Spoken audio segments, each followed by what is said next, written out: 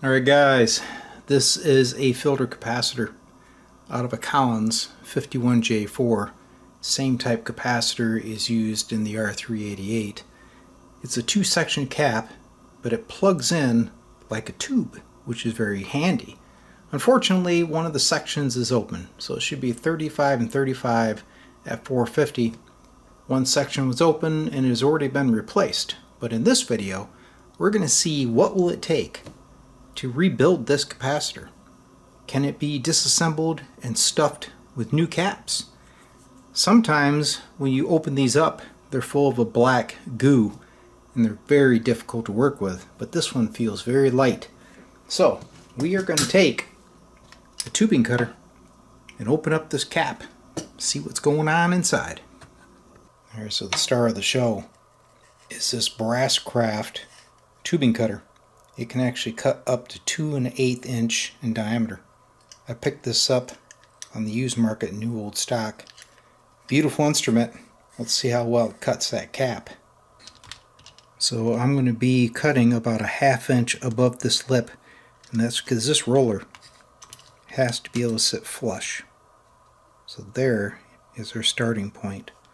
So just like cutting a piece of copper pipe, you just advance it, and you're going to rotate the tool, and that is going to start cutting the aluminum case.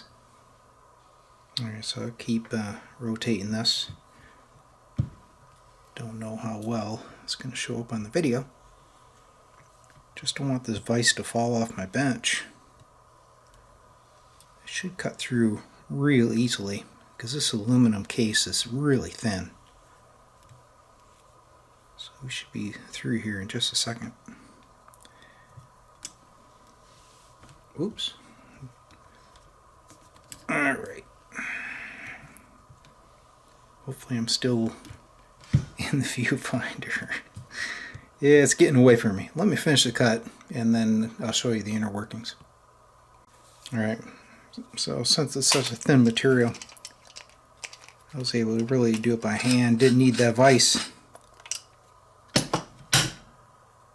We're cut loose. Let's pull it out of the case. So the first nice surprise, I don't see a bunch of black goo. There is something there though, and it's not coming out. You can see the base where the leads are soldered on, but I got a feeling that there's some adhesive holding the inner paper. So I have to see if I can dig that out, because I would like to pop in some new capacitors and reuse this case. It'd look great. So what I'm going to do is go ahead and clip these runners. Get that out of the equation. And then I'm going to take a pair of pliers. Just grab the inner workings and see if I can get it out of here.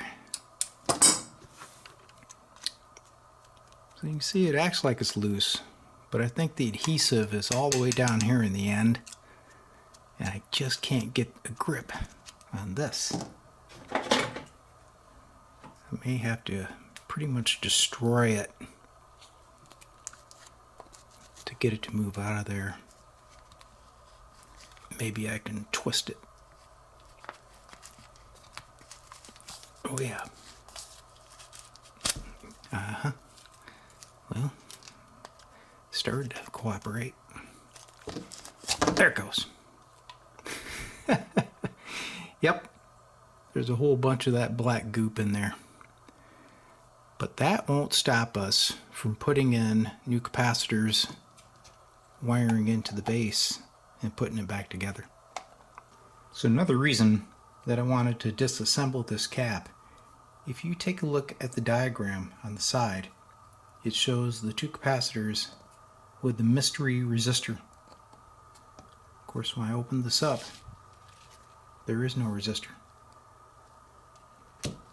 That's a good thing, because a lot of guys are simply pulling this and hanging new electrolytics underneath of the socket.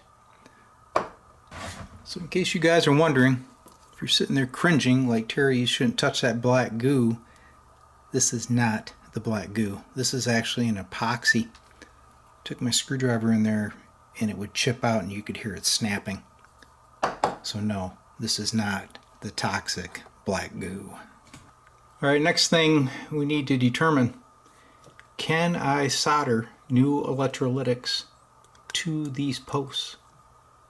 Down here they appear to be a tin plated metal, but up here that might be a different story. These tabs that came out of the old capacitor are aluminum, and it looks like they somehow pinged over these tabs.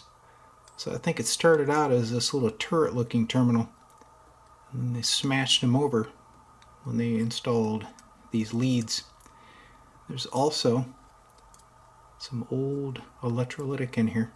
You can see it, probably from the cap when it failed. So I'm going to clean all that. I'm going to try to remove these little pinged over surfaces, and then we'll attempt soldering to one of the terminals. Alright, well, I was getting ready to attempt soldering to this terminal that wasn't used, and I got the bright idea to take a magnet and see if those leads would stick to it, and they won't. So I'm assuming these terminals are also aluminum. For the fun of it, we'll try to put some solder on that and see what happens, but I think it's a lost cause. Okay, here we go. Are we trying to solder to aluminum? I did take an X-Acto knife and I buffed up the metal to make sure that we didn't have contaminants on it. But that solder obviously is not going to stick. Bummer. So continue to hang the caps underneath the tube socket, because you're not going to be restuffing this one. So for this project, we take a fail. It was a good attempt. Plus, you got to see what's inside the cap. So I'll take a win on that.